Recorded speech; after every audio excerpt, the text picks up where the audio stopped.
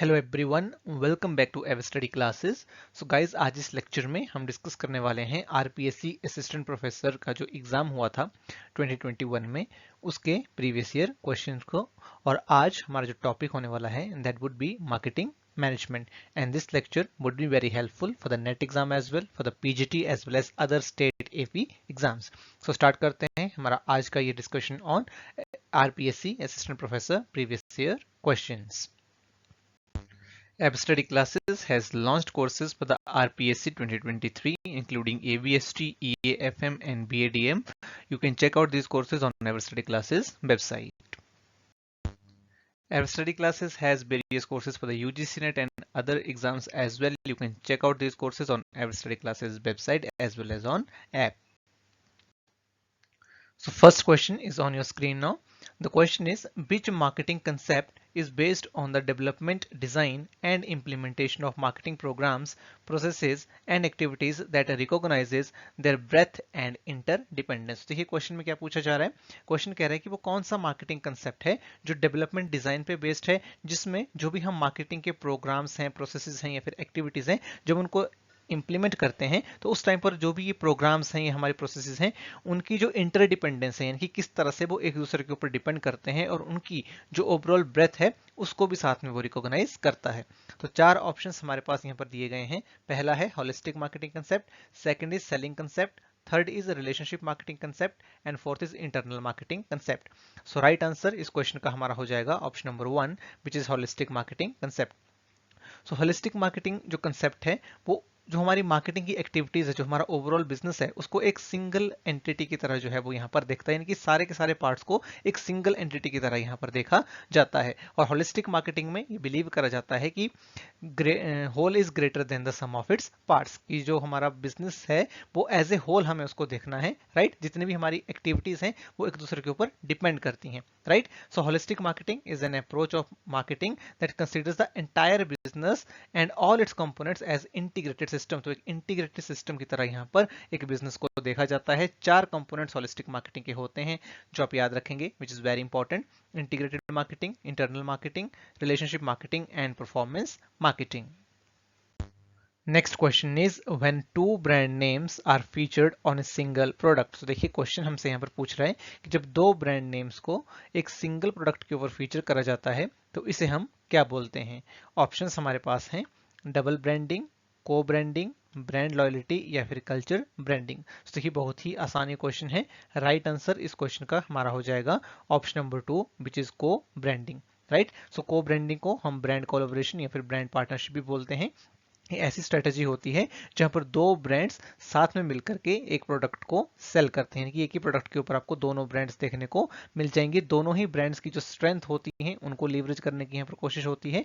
हर brand की अपनी एक ब्रांड इक्विटी होती है, तो दोनों ही ब्रांड्स की इक्विटीज और उनकी जो स्ट्रेंथ्स हैं उनको यूज करा जाता है इन द को ब्रांडिंग। सो राइट आंसर इस क्वेश्चन का हमारा हो जाएगा ऑप्शन नंबर 2, विच इज को ब्रांडिंग।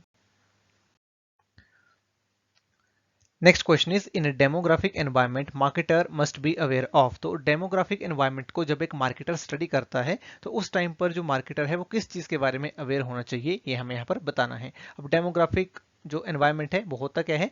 डेमोग्राफिक एनवायरनमेंट में बहुत सारे फैक्टर्स आते हैं जो हमारी पॉपुलेशन की कैरेक्टरिस्टिक से रिलेटेड होते हैं, राइट। और वो कौन कौन से फैक्टर्स होते हैं, जैसे कि age, sex, income, education level या फिर ऑक्यूपेशन। तो जितने फैक्टर्स हैं ये हमारे डेमोग्राफिक फैक्टर्स हैं, राइट। सो डेमोग्राफिक एनवायरनमेंट को स्टडी करते हुए किस चीज के बारे में अवेयर एक मार्केटर को होना चाहिए। ऑप्शंस यहाँ पर दिए गए हैं: income of population, cultural values, economic systems या फिर कॉर्पोरेट लॉज। तो अगर इन चारों ऑप्शंस को आप पढ़ेंगे तो उनको पढ़ के हमें ये पता चलता है कि cultural values, economic systems and corporate laws, these are not demographic variables. एक ही डेमोग्राफिक वेरिएबल हमें यहाँ पर दिया गया है and that is the option number 1, which is income of population. So right answer हमारा यहाँ पर हो जाएगा ऑप्शन नंबर 1।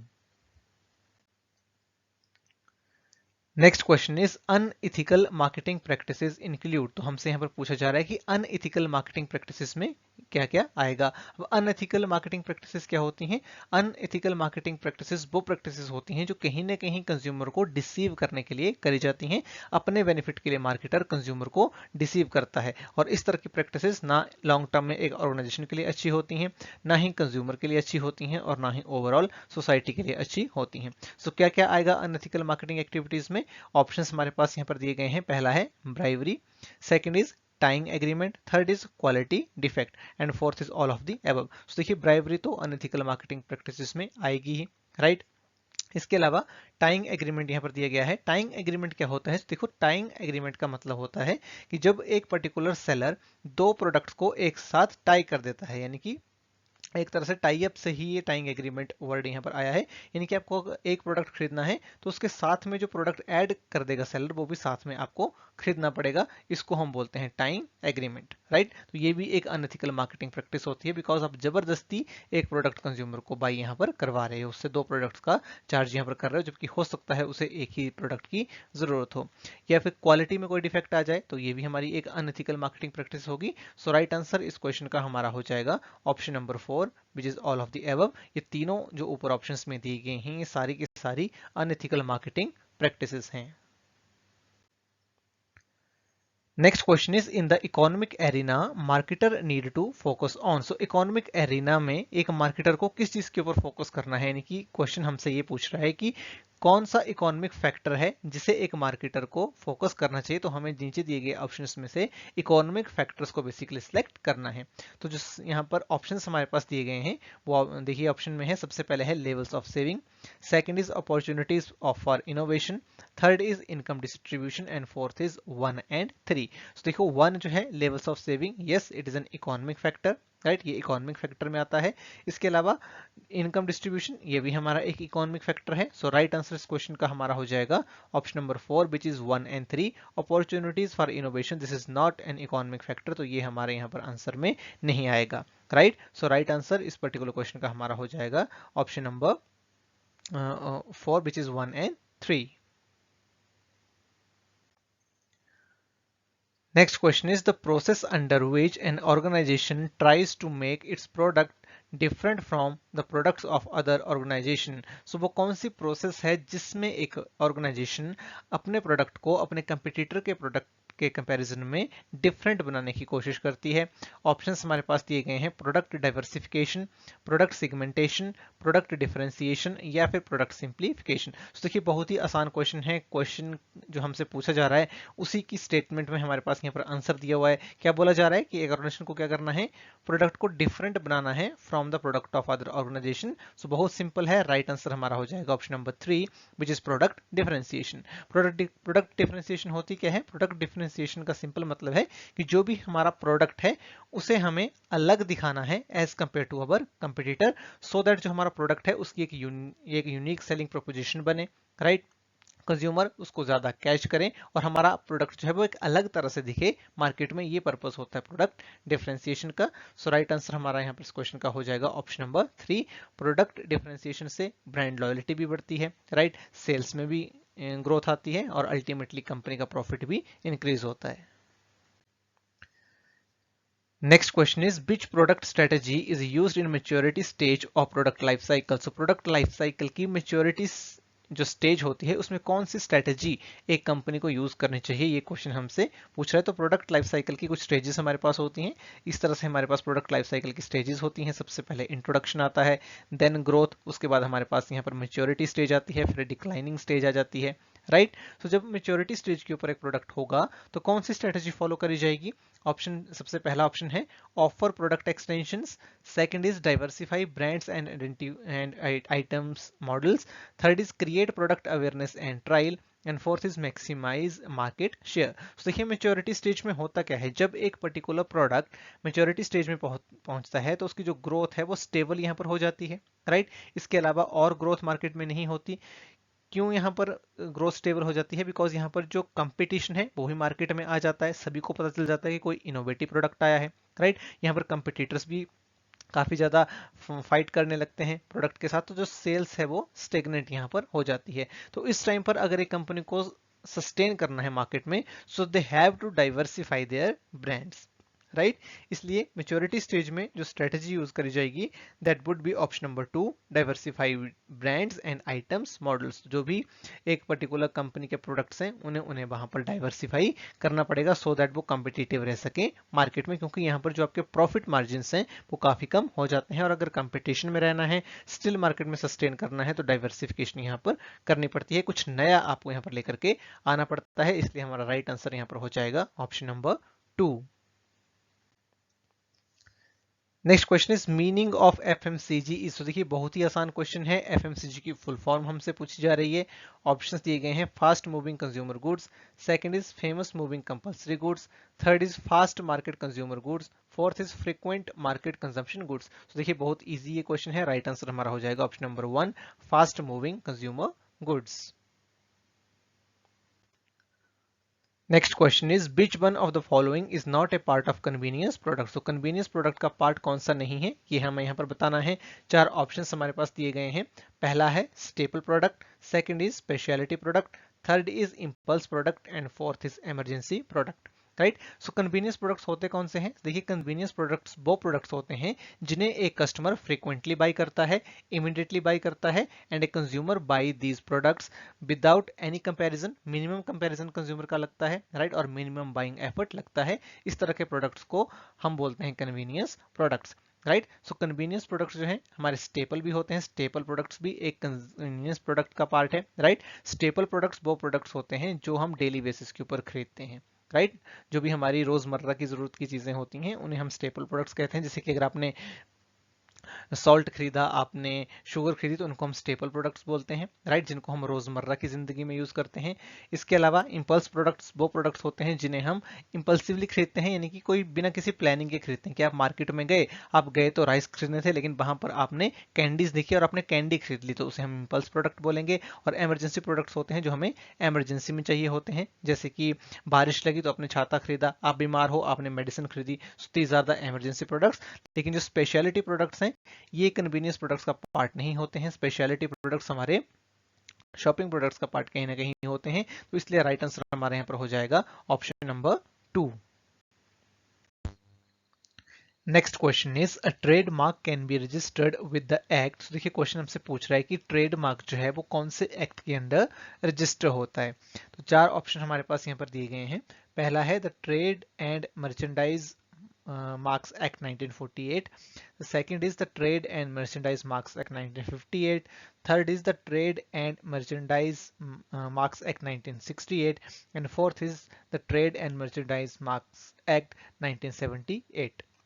राइट। सो इस पर्टिकुलर क्वेश्चन का हमारा जो राइट आंसर है वो यहाँ पर हो जाएगा option number 2, and that is the Trade and Merchandise Marks Act 1958. Right. सो देखिए फैक्ट बेस्ड ये बेसिकली क्वेश्चन है। राइट आंसर हमारा यहाँ पर हो जाएगा the trade and merchandise marks act 1958। तो इसको आपने सिर्फ याद ही रखना है। राइट। और यहाँ पर एक और बात जो आपने याद रखनी है दैट इज कि जो ट्रेड मार्क्स एक्ट है इसका रिवीजन भी बाद में हो गया है, और अभी जो ट्रेड मार्क्स एक्ट चलता है that is basically trade marks act 1999। So latest जो है वो ये है।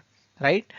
तो ये क्योंकि हमारे पास जो ऑप्शन थे ये पुराने वाले एक्ट के नाम से दिए गए थे, इसलिए हमने इस पर्टिकुलर जो ऑप्शन है इसको राइट आंसर मार्क करा है। बिकॉज यहाँ पर ट्रेड मार्क्स एक्ट 1999 मेंशन्ड नहीं है, पुराना नेम दिया हुआ है, तो उसके हिसाब से ही हम यहाँ पर आंसर मार्क कर रहे हैं। Next question is which one of the following is an internal factor that affects pricing decisions? So दो तरह के factors होते हैं जो pricing decisions को impact करते हैं, internal factors and external factors। तो हमें यहाँ पर बताना है कि कौन सा internal factor है जो pricing decisions को affect करता है।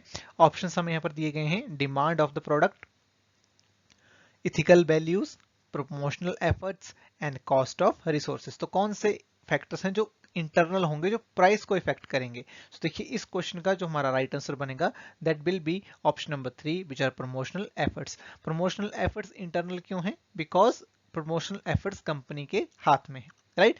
एक कंपनी को क्या एफर्ट्स करने हैं, किस तरह की एडवर्टाइजिंग करनी है, किस तरह से पर्सनल सेलिंग करनी है, क्या किस तरह से वो पब्लिक रिलेशंस एस्टैब्लिश करेंगे, तो वो सारे के सारे जो है वो कंपनी के हाथ में है। इसलिए प्रमोशनल एफर्ट्स हमारे यहाँ पर इंटरनल फैक्टर्स हो जाएंगे। इंटरनल फैक्टर्स वो फैक्टर्स होते हैं जो कंपनी के कंट्रोल में होते हैं, और एक्सटर्नल फैक्टर्स वो फैक्टर्स हैं जो कंपनी के कंट्रोल में नहीं है।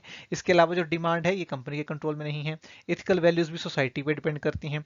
कॉस्ट ऑफ रिसोर्सेज भी कंपनी के हाथ में नहीं है। तो ये सारे हमारे एक्सटर्नल फैक्टर्स हो जाएंगे। इसके इसके अलावा कौन कौन से इंटरनल फैक्टर्स होंगे, जैसे कि cost of production, business objectives and strategy, brand image and equity, product life cycle, pricing objectives, internal cost and profit margin targets, product differentiation and unique selling proposition, capacity and production constants. तो ये सारे हमारे internal factors हैं जो pricing को affect करते हैं। Next question is, when a marketer considers all the customers of the entire market to be homogeneous, they plan to complete the market work for the market differentiation. So देखिए question हमसे पूछ रहा है कि एक marketer जब पूरे के पूरे मार्केट को होमोजेनियस कंसीडर कर लेगा तो बेसिकली कौन सी स्ट्रेटजी उसकी आएगी, कौन सी डिफरेंशिएशन स्ट्रेटजी वो बेसिकली यहाँ पर यूज कर रहा है। सो ऑप्शन यहाँ पर दिए गए हैं, differentiated marketing strategy, second is group marketing strategy, third is centralised marketing strategy and fourth is psychological marketing strategy. So right answer अगर हमें यहाँ पर देखना हो इन चारों ऑप्शंस को अगर हम अच्छे से पढ़ें तो मोस्ट एप्रोप्रिएट आंसर जो हमारा यहाँ पर बनेगा that will be option number 2 which is group marketing strategy. Generally जब एक पर्टिकुलर मार्केटर पूरे के पूरे मार्केट को होमोजेनियस कंसीडर कर लेता है, इसे हम अनडिफरेंशिएटेड मार्केटिंग स्ट्रेटजी या फिर मास मार्केटिंग स्ट्रेटजी बोलते हैं। लेकिन इस क्वेश्चन में इसका आंसर हमारा बनेगा ग्रुप मार्केटिंग स्ट्रेटजी। हम इसको ग्रुप मार्केटिंग स्ट्रेटजी क्यों बोल रहे हैं, क्योंकि एक पूरे के पूरे मार्केट को एक ग्रुप ही यहाँ पर जो मार्केटर है वो कंसीडर कर रहा है, इसलिए इन ऑप्शंस के हिसाब से जो मोस्ट एप्रोप्रिएट हमारा आंसर बनेगा that will be option number 2 which is group marketing strategy. Next question is value pricing method based on. देखिए क्वेश्चन हमसे पूछ रहा है कि वैल्यू बेस्ड प्राइसिंग किसके ऊपर बेस्ड होती है। चार ऑप्शंस हमारे पास हैं, लो price low quality, low price high quality, third is high price low quality and fourth is high price high quality. Now what is value based pricing. देखिए value based pricing में एक जो company है, जो marketer है, जो seller है, उसकी कोशिश होती है कि वो अपने कंज्यूमर को बेस्ट वैल्यू प्रोवाइड करे। बेस्ट वैल्यू एक कंज्यूमर को आप कब प्रोवाइड कर सकते हो, आप खुद सोचो। आप मार्केट में जाते हो, कोई प्रोडक्ट खरीद रहे हो, कब आपको लगता है कि आपको अच्छी वैल्यू मिली है? आपको तब लगता है जब आपने प्राइस कम पे करा हो और उसके कंपैरिजन में जो क्वालिटी है वो बहुत अच्छी हो, यानी कि लो प्राइस एंड हाई क्वालिटी। तो इसको हम बोलते हैं value based pricing. Right answer हमारा हो जाएगा option number 2। Next question is, the discount in a well manner way on performance awarded by manufacturer to trade channel member is classified as। तो देखिए वो कौन सा डिस्काउंट होता है जो परफॉर्मेंस बेस्ड होता है, जिसे एक मैन्युफैक्चरर अपने ट्रेड चैनल मेंबर को प्रोवाइड करता है। यानी कि एक मैन्युफैक्चरर है जो गुड्स को प्रोड्यूस कर रहा है, उसका जो ट्रेड चैनल मेंबर है जो उसके लिए प्रोडक्ट्स को सेल कर रहा है, उससे वो एक पर्टिकुलर डिस्काउंट प्रोवाइड कर रहा है, तो उस डिस्काउंट को हम क्या बोलते हैं। ऑप्शंस हमें यहाँ पर दिए गए हैं, quantity discount, functional discount, seasonal discount या फिर नॉन फंक्शनल डिस्काउंट। तो इस क्वेश्चन का जो राइट आंसर हमारा होगा that will be option number 2 which is functional discount. तो फंक्शनल डिस्काउंट क्या होता है? Functional discount is basically a price reduction provided by manufacturer to the trade channel. जो भी उसके डिस्ट्रीब्यूटर्स हैं, वो होलसेलर भी हो सकते हैं, रिटेलर्स भी हो सकते हैं, तो जो भी फंक्शंस वो परफॉर्म कर रहे हैं डिस्ट्रीब्यूशन की प्रोसेस में, उन फंक्शंस को परफॉर्म करने के लिए, उनको अवॉर्ड करने के लिए जब मैन्युफैक्चरर उनको कोई ना कोई डिस्काउंट प्रोवाइड करता है, तो उस पर्टिकुलर डिस्काउंट को हम फंक्शनल डिस्काउंट बोलते हैं। Right answer will be option number 2। Next question is, an increase in the price of a product due to added cost of selling it in different countries is known as। तो देखिए question हमसे पूछ रहा है कि जब एक particular product का जो प्राइस है वो इंक्रीज हो जाता है due to added cost of selling it, जो भी इसको सेल करने की कॉस्ट हैं उसकी वजह से जब एक प्रोडक्ट का जो प्राइस है वो इंक्रीज हो जाता है और डिफरेंट कंट्रीज में इंक्रीज हो जाता है, तो उसे हम क्या बोलेंगे। सिर्फ एक कंट्री में नहीं, अगर एक पर्टिकुलर प्रोडक्ट 50 कंट्रीज में सेल हो रहा है तो 50 कंट्रीज में ही उसका प्राइस जो है वो इंक्रीज हो जाएगा। तो इसको हम क्या बोलेंगे, primary pricing, price escalation, reference pricing या फिर relative market pricing. So name से ही आपको यहाँ पर क्लियर हो जाएगा अगर आप इन ऑप्शंस को अच्छे से पढ़ोगे कि आंसर क्या होगा। राइट आंसर हमारे यहाँ पर बन जाएगा option number 2 which is price escalation। So right answer हमारा हो जाएगा option number 2। Now what is price escalation?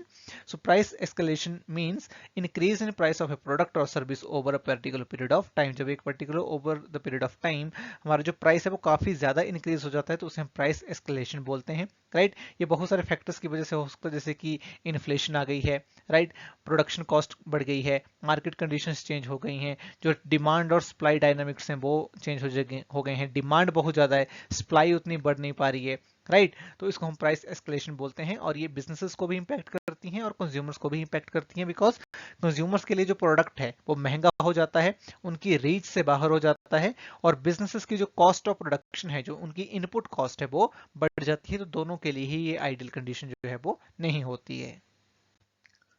Next question is post offices selling insurance and mutual funds is an example of which of the following? So post office अगर insurance cell कर रहा है और mutual fund cell कर रहा है तो इसे बेसिकली हम क्या बोलेंगे, जबकि पोस्ट ऑफिस का जो मेन काम है, जो प्राइमरी फंक्शन है, वो इंश्योरेंस को या फिर म्यूचुअल फंड को सेल करना नहीं है।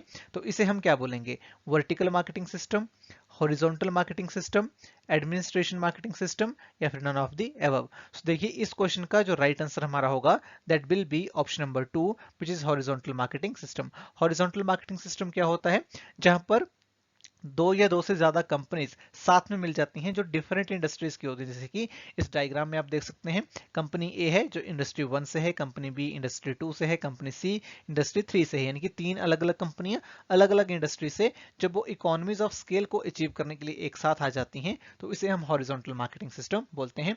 जैसे कि एक पोस्ट ऑफिस है तो वो इंश्योरेंस सेल कर रहा है, वो म्यूचुअल फंड्स को भी सेल कर रहा है, तो इससे जो भी फाइनेंशियल इंस्टीट्यूशन है, चाहे वो बैंक है या कोई एनबीएफसी है, उससे भी बेनिफिट हो जाएगा, राइट, क्योंकि उसके जो प्रोडक्ट की रीच है वो बढ़ जाएगी, डिमांड भी बढ़ जाएगी, उनकी सेल्स ज्यादा होगी।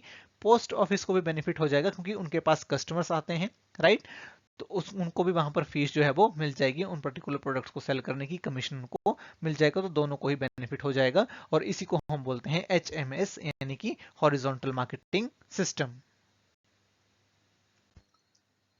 Next question is which one of the following is a type of retailer. तो हमें बताना है कि नीचे दिए गए ऑप्शंस में से रिटेलर का टाइप कौन सा है। ऑप्शंस दिए गए हैं supermarket, catalogue showroom, speciality store, या फिर ऑल ऑफ द अबव। तो देखिए बहुत ही इजी क्वेश्चन है। राइट आंसर इस क्वेश्चन का हमारा हो जाएगा ऑप्शन नंबर 4। जितने भी हमें ऑप्शन दिए गए हैं ये सारे के सारे रिटेलर्स के ही टाइप्स हैं। Next question is direct marketing channel is also known as the following. So direct marketing channel को हम और क्या बोलते हैं ये हमें यहाँ पर बताना है। चार ऑप्शंस हैं हमारे पास, 1 level channel, 0 level channel, 2 level channel, या फिर नन ऑफ दी एबव। तो देखिए राइट आंसर इस क्वेश्चन का हमारा होगा option number 2 which is 0 level channel. 0 level channel जो है ये कैसा होता है, 0 लेवल चैनल में बीच में कोई भी इन्वॉल्व नहीं होता। जैसे कि इस डायग्राम में आप देख सकते हैं प्रोड्यूसर है और कंज्यूमर है, राइट, तो इसको हम क्या बोलेंगे, डायरेक्ट सेलिंग भी हम इसमें बोल सकते हैं। यही क्वेश्चन में पूछा गया था कि जो डायरेक्ट मार्केटिंग हमारा चैनल होता है उसे हम क्या बोलेंगे, उसे हम 0 लेवल चैनल भी बोलेंगे, जिसके बीच में कुछ नहीं आता, प्रोड्यूसर डायरेक्टली कंज्यूमर को सेल कर रहा है। जो हमारा 1 लेवल चैनल होता है, राइट, उसमें एक पर्टिकुलर जो मेंबर है वो बीच में आ जाता है, जैसे कि यहाँ पर रिटेलर है, रिटेलर की जगह कई बार होलसेलर भी हो सकता है। और जो हमारा 3 लेवल जो हमारा सॉरी नॉट 3 बट 2 लेवल जो चैनल होता है उसमें होलसेलर एंड रिटेलर भी बीच में आ जाते हैं। और इसके अलावा 3 लेवल चैनल भी हो सकता है जहां पर कई बार एक जो एजेंट है वो भी बीच में आ जाता है प्रोड्यूसर और कंज्यूमर के, ठीक है। Next question is which of the following can be argued as a reason for slow growth of consumer cooperation stores in India? तो क्वेश्चन हमसे पूछ रहा है कि जो कंज्यूमर कोऑपरेटिव स्टोर्स होते हैं उनकी स्लो ग्रोथ का इंडिया में रीजन क्या है। कोऑपरेटिव स्टोर्स कौन से होते हैं, जिनको कुछ मेंबर साथ में मिलकर के चलाते हैं, म्यूचुअल कोऑपरेशन से चलाते हैं, तो उनकी स्लो ग्रोथ का रीजन क्या हो सकता है। तो यहाँ पर देखिए ऑप्शंस हैं, weak organisation, second is non cooperation of members, third is insufficient capital, and fourth is all of the above, right? So देखिए क्या weak organisation consumer cooperative stores की जो स्लो ग्रोथ है उसका रीजन है, तो yes weak organisation is the reason.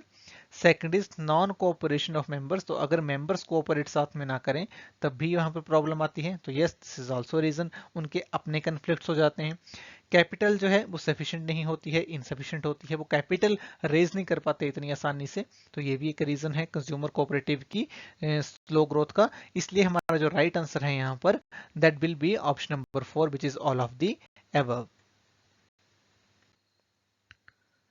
Next question is intensive distribution strategy is suitable for which of the following? So intensive distribution strategy किसके लिए suitable होगी।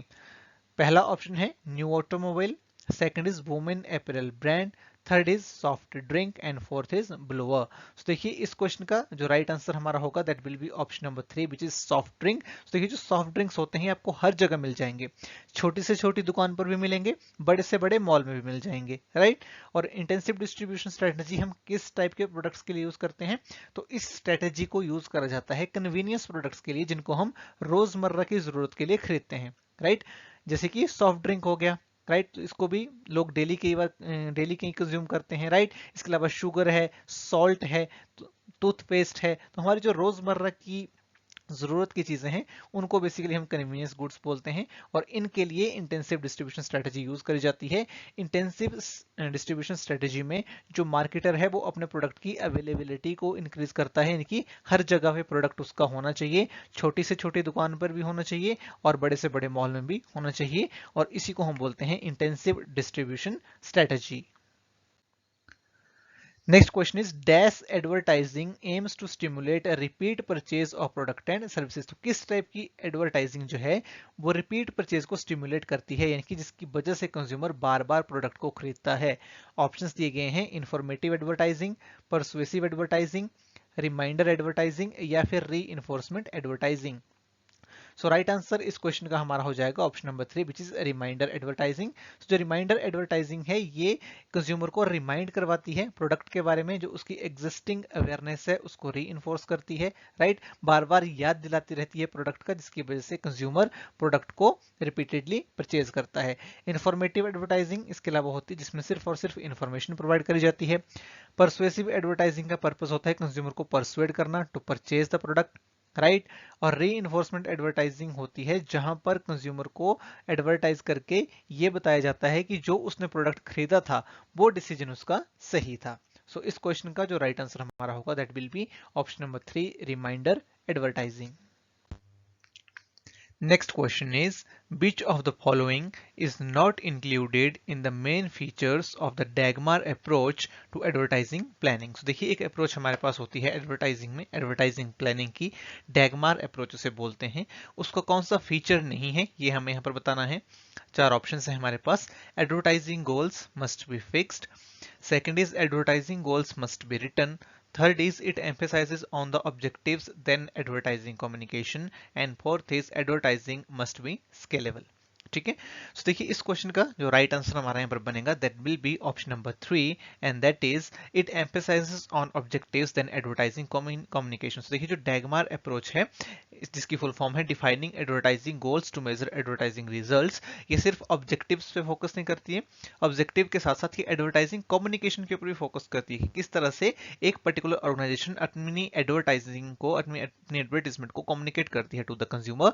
और इसकी प्रोसेस यहाँ पर दी गई है कि सबसे पहले आपको अवेयरनेस के ऊपर फोकस करना है, कंज्यूमर अवेयर होगा प्रोडक्ट या सर्विस के बारे में, then consumer will comprehend that particular advertising, then उसके बाद जो कंज्यूमर है वो कन्विंस होगा and then it will convert into action, right. So objectives के साथ साथ कम्युनिकेशन के ऊपर भी डैगमार अप्रोच फोकस करती है, इसलिए हमारा जो राइट आंसर यहाँ पर बनेगा that will be option number 3 because it is not the main feature of DAGMAR approach. Next question is informal conversations between friends concerning products and services। So जो informal conversation होती हैं friends के बीच में about the products and services उसे हम क्या बोलेंगे? Stimuli, perception, word of mouth या फिर लर्निंग। तो देखिए इस क्वेश्चन का जो हमारा राइट आंसर बनेगा that will be option number 3 and that is word of mouth. Word of mouth एक इनफॉर्मल सी कम्युनिकेशन होती है, फ्रेंड्स के बीच में हो सकती है, रिलेटिव्स के बीच में हो सकती है, राइट, कलीग्स के बीच में हो सकती है। तो प्रोडक्ट और सर्विसेज या ब्रांड या फिर आपका कोई एक्सपीरियंस रहा है किसी पर्टिकुलर प्रोडक्ट को लेकर के, जब उसके बारे में आप लोगों से बात करते हो, उसको शेयर करते हो अपने फ्रेंड्स के साथ, अपने ओपिनियंस को शेयर करते हो, दूसरों को बताते हो कि ये प्रोडक्ट अच्छा है नहीं है, राइट। तो जनरली हम ये सारी बातें जो है वो करते हैं, राइट। तो इसी को बेसिकली वर्ड ऑफ माउथ हम बोलते हैं। और ये सिर्फ फिजिकली नहीं होता है, जैसे कि ऑनलाइन आप रिव्यूज देखते हो या फिर किसी इन्फ्लुएंसर को सुनते हो, so that is all word of mouth. आप उसको इलेक्ट्रॉनिक वर्ड ऑफ माउथ भी बोल सकते हो, राइट, जो सोशल मीडिया पे हो रहा है, ऑनलाइन रिव्यूज हैं, कस्टमर टेस्टिमोनियल्स हैं, तो ये सारे सारे वर्ड ऑफ माउथ की कैटेगरी में आएंगे। सो राइट आंसर हमारा यहाँ पर हो जाएगा option number 3। The next question is the Delphi technique is related with। So Delphi technique किससे related है ये हमें यहाँ पर बताना है। फर्स्ट ऑप्शन है sales quota, second is sales forecasting technique, third is sales territories and fourth is channel of distribution. So देखिए डेल्फी टेक्निक का हम किसके लिए यूज करते हैं? So out of given options our right answer would be option number 2 which is sales forecasting technique. So Delphi technique का basically हम use करते हैं सेल्स फोरकास्टिंग के लिए, राइट। सो डेल्फी ये जो टेक्निक है इसको डेवलप किया था एक ऑथर थे रैंड, उन्होंने डेवलप किया था इन द ईयर ऑफ 1950 और फोरकास्टिंग के लिए जनरली इसका हम जो है वो यूज करते हैं। सेल्स फोरकास्टिंग में काफी फ्रिक्वेंटली डेल्फी टेक्निक का जो यूज है वो करा जाता है। सो राइट आंसर हमारा हो जाएगा option number 2। Next question is wordplay often used to create a double meaning used in combination with a relevant picture. So देखिए जो word play होता है एडवर्टाइजिंग में ये it often creates a double meaning, ये जो double meaning है वो create कर देता है और उसको use करा जाता है in combination with a relevant picture। तो कई बार जो हम words होते हैं उनको relevant pictures की help से एक कंपनी यूज करती है, तो इसे हम क्या बोलते हैं? Advertising wear out, advertising resonance, advertising adoption या फिर एडवर्टाइजिंग कल्चर। सो बच्चे याद रखेंगे इस पर्टिकुलर टर्म को हम यहाँ पर बोलेंगे जो डेफिनेशन में दी गई है, इसके लिए जो रिलेवेंट टर्म होगी that will be option number 2 which is called advertising resonance. So right answer will be option number 2। Next question is which one of the following is not a major mode of marketing communication mix? So marketing communication mix का major mode कौन सा नहीं है ये हमें basically यहाँ पर बताना है। ऑप्शंस हमें दिए गए हैं event and experience, second is word of mouth marketing, third is sales promotion and fourth is market segmentation. तो देखिए ऑप्शंस पढ़ के पता चल रहा है कि जो हमारा ऑप्शन नंबर 4 है which is market segmentation ये बिल्कुल ही irrelevant है when it comes to marketing communication mix। so right answer हमारा यहाँ पर हो जाएगा ऑप्शन नंबर 4। तो marketing communication mix में जिसको हम promotional mix भी कई बार बोल देते हैं, इसमें क्या क्या आएगा? इसमें आएगा हमारे पास advertising, sales promotion, public relation, personal selling, direct marketing, digital marketing, sponsorships and events. तो ये सारे हमारे मार्केटिंग कम्युनिकेशन मिक्स में आएंगे। मार्केटिंग सेगमेंटेशन इसका पार्ट नहीं है, इसलिए हमारा राइट आंसर हो जाएगा option number 4। Next question is CRM stands for. तो CRM हम किस CRM की फुल फॉर्म क्या है ये बेसिकली यहाँ पर पूछा जा रहा है।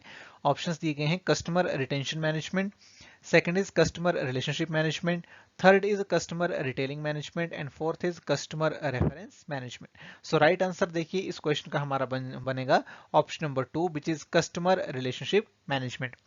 सो CRM की फुल फॉर्म हमारी हो जाएगी customer relationship management. Now what is customer relationship management? Customer relationship management में एक पर्टिकुलर कंपनी कुछ स्ट्रेटेजीज को यूज करती है, कुछ प्रैक्टिसेस को यूज करती है, टेक्नोलॉजी को यूज करती है to manage the customer relationship. जो भी एक कस्टमर के साथ उनका इंटरेक्शन हो रहा है, जितने भी टच पॉइंट्स पे कस्टमर के साथ इंटरेक्शन हो रहा है, उन सभी रिलेशनशिप को, सभी इंटरेक्शन को, उसका रिलेटेड जो डेटा होता है उसको कलेक्ट करा जाता है, एनालाइज करा जाता है और उसकी हेल्प से जो रिलेशनशिप है कस्टमर के साथ उसको मैनेज करा जाता है through out the customer life cycle, और इसी प्रोसेस को हम कहते हैं customer relationship management.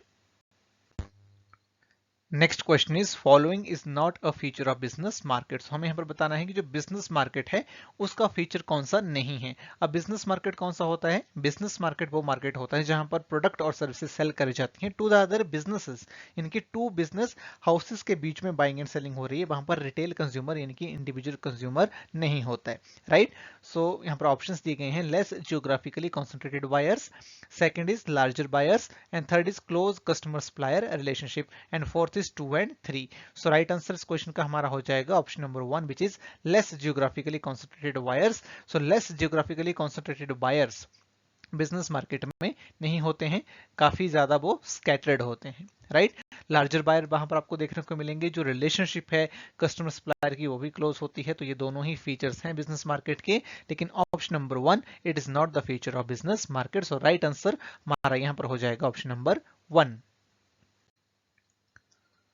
Next question is following is the research instrument for marketing research. तो मार्केटिंग रिसर्च का इंस्ट्रूमेंट कौन सा हो सकता है ये हमें यहाँ पर बताना है, राइट। ऑप्शंस दिए गए हैं questionnaires, qualitative measures, technological devices या फिर ऑल ऑफ द अबव। तो देखिए बहुत ही इजी क्वेश्चन है। We all know marketing research के लिए हम क्वेश्चनियर भी यूज करते हैं, क्वालिटेटिव मेथड्स का भी यूज होता है, इसके साथ ही हम टेक्नोलॉजी भी यूज कर सकते हैं। सो राइट आंसर बहुत सिंपल है, हमारा हो जाएगा which is option number 4। Next हमारा मैच द फॉलोइंग टाइप का क्वेश्चन है। हमें यहाँ पर जो मार्केट सेगमेंटेशन के बेसिस हैं वो दिए हुए हैं और दूसरी तरफ यहाँ पर उनके वेरिएबल्स मेंशन है। सो बेसिस में हमारे पास है जियोग्राफिकल बेसिस, और जियोग्राफिकल बेसिस के साथ हम मैच करेंगे क्लाइमेट को, डेमोग्राफिक बेस के साथ हम मैच करेंगे एज को, right, age is a demographic variable. Psychographical variable में हमारे पास आएगा लाइफस्टाइल, और बिहेवियरल वेरिएबल में हमारे पास आएगा ब्रांड लॉयल्टी। तो ये हमारा राइट मैच हो जाएगा।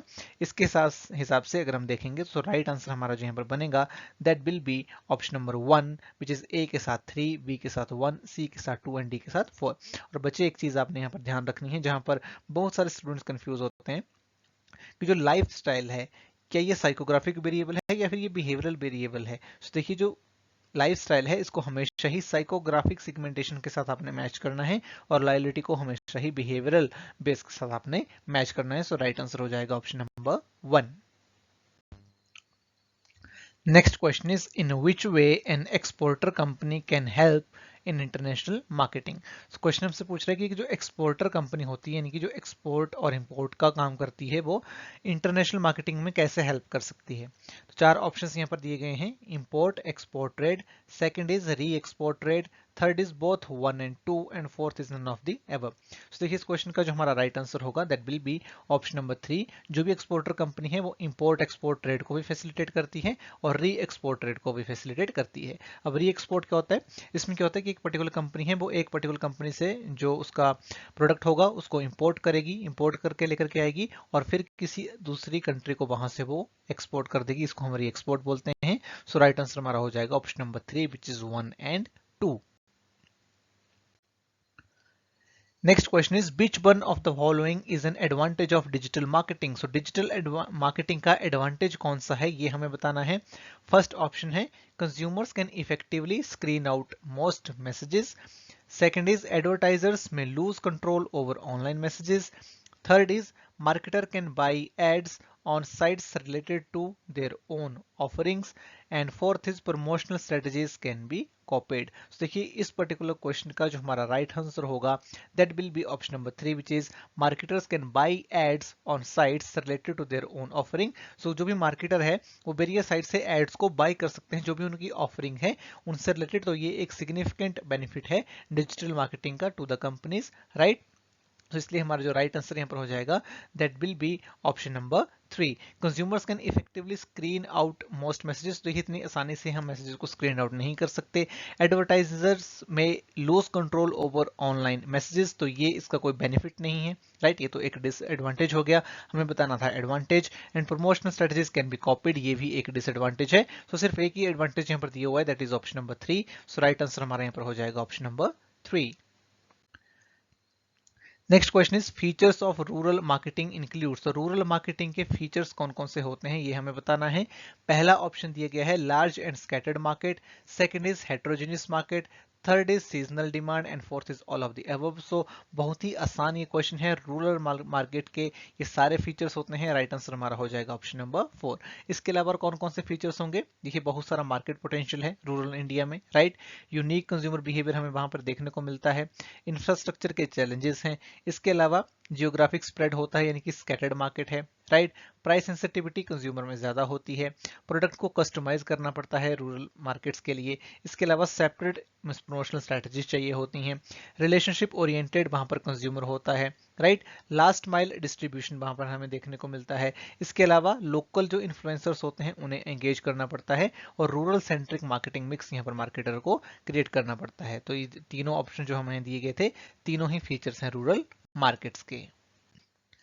Next question is for social media marketing social media platforms are. तो सोशल मीडिया मार्केटिंग के लिए सोशल मीडिया प्लेटफॉर्म कौन से होंगे, online communities and forums, blogs, social networks. देखिए बहुत ही इजी क्वेश्चन है, right answer will be option number 4। तो जितने भी हमें यहाँ पर ऑप्शन दिए गए हैं सारे के सारे सोशल मीडिया प्लेटफॉर्म्स हैं। Next question is which of the following statement is false. तो हमें फॉल्स स्टेटमेंट यहाँ पर बतानी है। पहली स्टेटमेंट है देखिए services are neither performed nor produced. Second is services are not equipment based. Third is services are intangible and fourth is services can not be store. तो देखिए services are neither perform nor produced, इसका basically यहाँ पर मतलब है कि जो हम सर्विसेज को प्रोड्यूस करते हैं जो भी उसका कंजम्पशन है प्रोडक्शन है वो साइमल्टेनियसली होता है, राइट। तो ये सही बात है, सर्विसेज इक्विपमेंट बेस्ड नहीं होती है। तो देखिए ये गलत स्टेटमेंट है। बहुत सारी सर्विसेज होती हैं उसके लिए इक्विपमेंट्स की जरूरत पड़ती है, राइट। जैसे कि अगर एक बार्बर ही है, एक हेयर ड्रेसर है, राइट, तो वो हेयर ड्रेसर बहुत सारे इक्विपमेंट्स का यूज करता है सर्विस प्रोवाइड करने के लिए। तो हम ये नहीं कह सकते कि सर्विसेज में कोई इक्विपमेंट्स नहीं होते हैं। इसलिए हमारा जो राइट आंसर है that will be option number 2। अगर हम कैरेक्टरिस्टिक्स की बात करें सर्विसेज की, तो मेनली 4 कैरेक्टरिस्टिक्स हमारे पास होती हैं। इंटेंजिबिलिटी यानी कि हम सर्विसेज को देख नहीं सकते, राइट। इनसेपरेबिलिटी यानी कि जो भी पर्टिकुलर सर्विस होगी उसका जो प्रोडक्शन है, कंजम्पशन है, वो सेम टाइम पे होगा। पर्शिबिलिटी, पर्शेबिलिटी का देखिए यहाँ पर मतलब है कि सर्विसेज को हम स्टोर नहीं कर सकते। और वेरिएबिलिटी का मतलब है कि एक इनकंसिस्टेंसी सर्विसेज परफॉर्म करते टाइम होती है। सेम कंज्यूमर को सेम सर्विस आप प्रोवाइड नहीं कर सकते, कि हर कंज्यूमर को सेम तरह की सर्विस ही नहीं आ सकती। वेरिएबिलिटी वहां पर कहीं ना कहीं आ जाती है। Next question is what is green marketing. So green marketing क्या है ये हमें यहाँ पर बताना है। फर्स्ट स्टेटमेंट है marketing of green colour products, second is marketing of products approved by green bench, and third is marketing environment friendly product and services, and fourth is 1 and 2. So देखिए ग्रीन कलर प्रोडक्ट को market करना is not green marketing. Green bench जिन products को approve कर रहा है वो भी ग्रीन मार्केटिंग नहीं है। Environment friendly product and services को प्रोड्यूस करना is basically green marketing. So हमारा जो राइट आंसर हो जाएगा that will be option number 3। So green marketing क्या है? ऐसे प्रोडक्ट एंड सर्विसेज को प्रोड्यूस करना जो एनवायरमेंट के लिए हेल्दी हो, एनवायरमेंट फ्रेंडली हो। Next question is personal selling consists of contacting prospective buyers of products personally. Who gave this definition? So personal selling में क्या है? Prospective buyers को contact करना personally। ये particular definition किसने दी है? Options हैं Stanton, Buskwick, Cundiff and Still या फिर none of the above। So देखिए इस क्वेश्चन का राइट आंसर है ऑप्शन नंबर 2। तो फैक्ट बेस्ड क्वेश्चन है, ये डेफिनेशन आपको याद ही रखनी पड़ेगी। Next question is dash is a branch which deals with the various stages a consumer goes through before purchasing products or services for his end use। तो वो कौन सी ब्रांच है जो ये स्टडी करती है कि किस किस तरह के स्टेजेस के थ्रू एक कंज्यूमर गुजरता है जब वो एक पर्टिकुलर प्रोडक्ट या सर्विस को उसके एंड यूज के लिए परचेज करता है। ऑप्शंस दिए गए हैं consumer perception, consumer attitude, consumer behaviour या फिर कंज्यूमर वैल्यूज। बहुत इजी क्वेश्चन है, राइट आंसर हमारा हो जाएगा option number 3 which is consumer behaviour.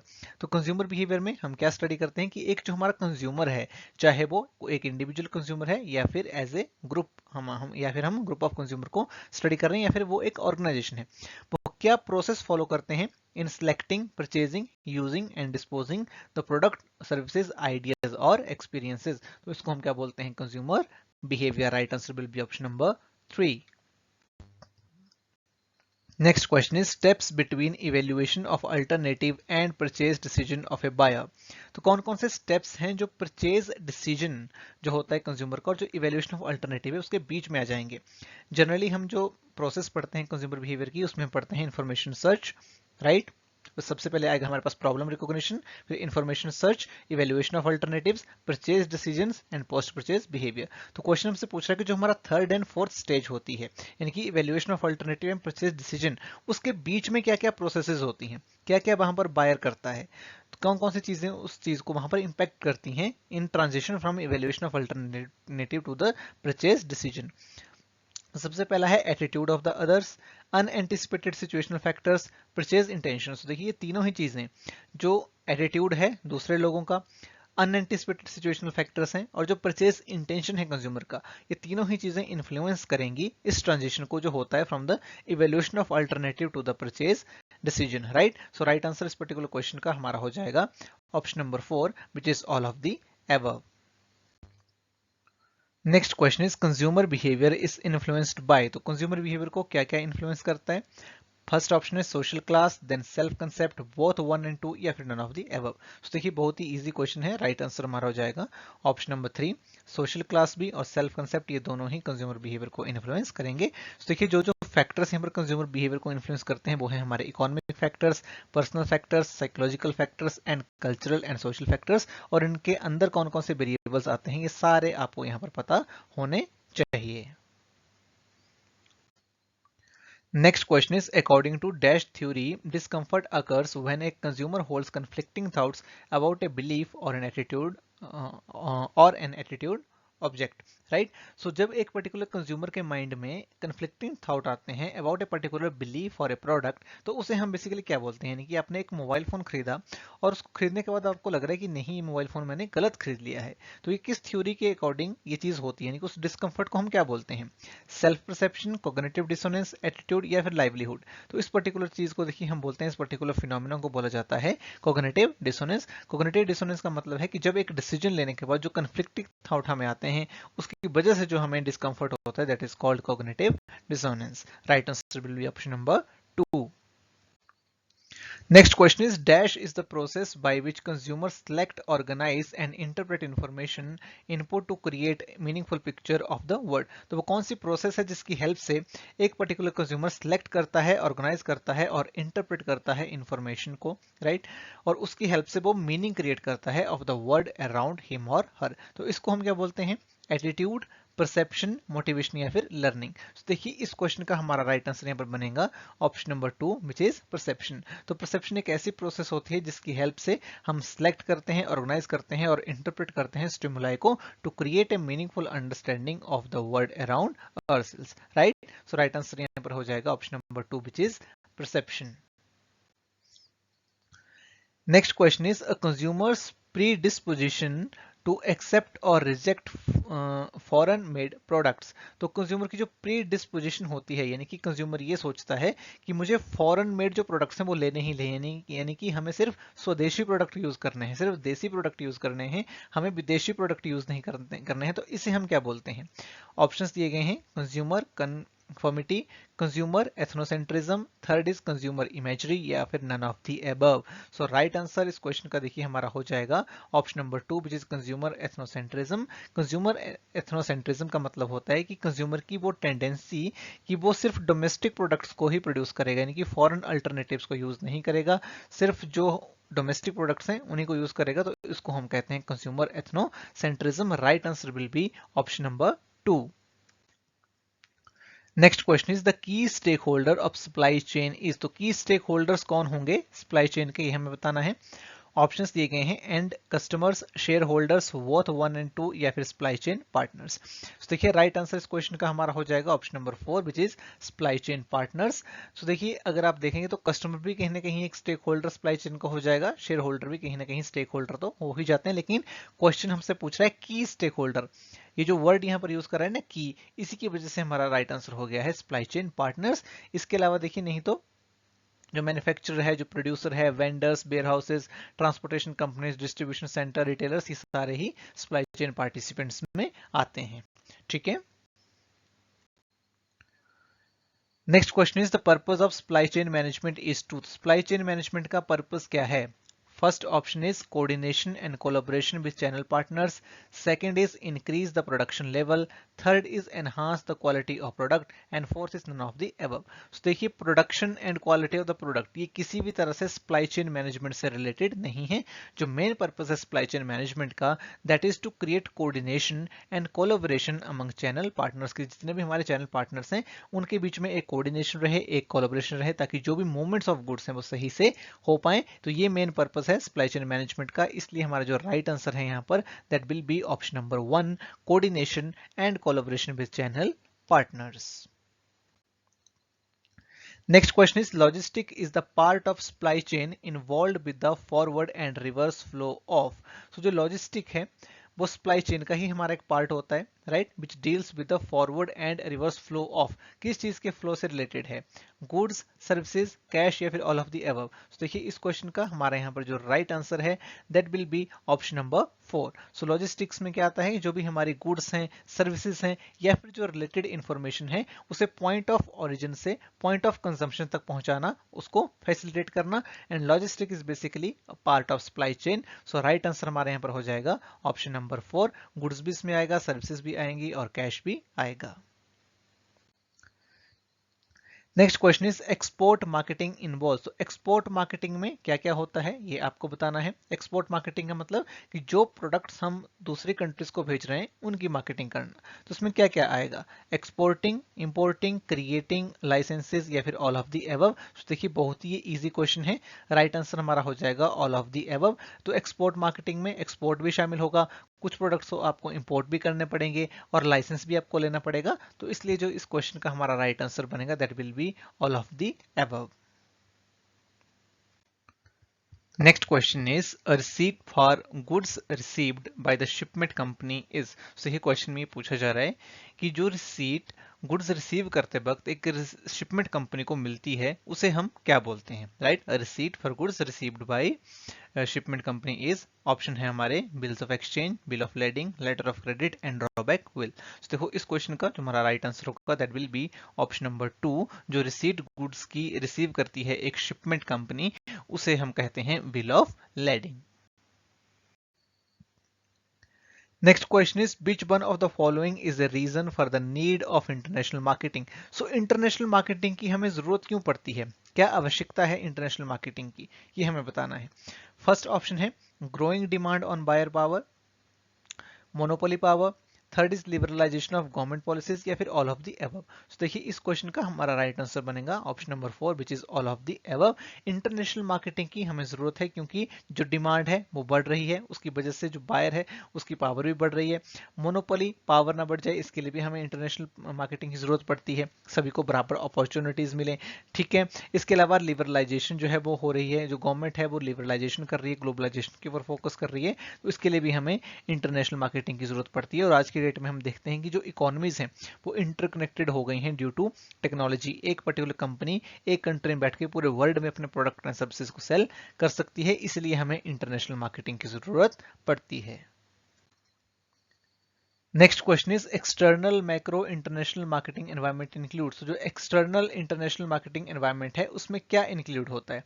Options दिए गए हैं stage of business cycle, competition, shift in social values, या फिर एस्थेटिक्स। तो देखिए इनमें से कौन सा ऐसा फैक्टर है जिसके ऊपर कंपनी का बिल्कुल कंट्रोल नहीं है। तो देखिए जो स्टेजेस हैं बिजनेस साइकिल की उसके ऊपर एक कंपनी का बिल्कुल भी कंट्रोल नहीं होता है, इसलिए हमारा जो राइट आंसर है यहाँ पर वो हो जाएगा option number 1 which is stage of business cycle. It is external macro international marketing environment factors। right answer will be option number 1। so ये था हमारा आज का लेक्चर जिसमें हमने आरपीएससी असिस्टेंट प्रोफेसर 2021 के एग्जाम में जो क्वेश्चंस पूछे गए थे मार्केटिंग से रिलेटेड उनको डिस्कस किया। आई होप आपको ये लेक्चर काफी पसंद आया होगा और आपने इस लेक्चर से बहुत कुछ सीखा होगा। Thanks for joining, wish you all the very best.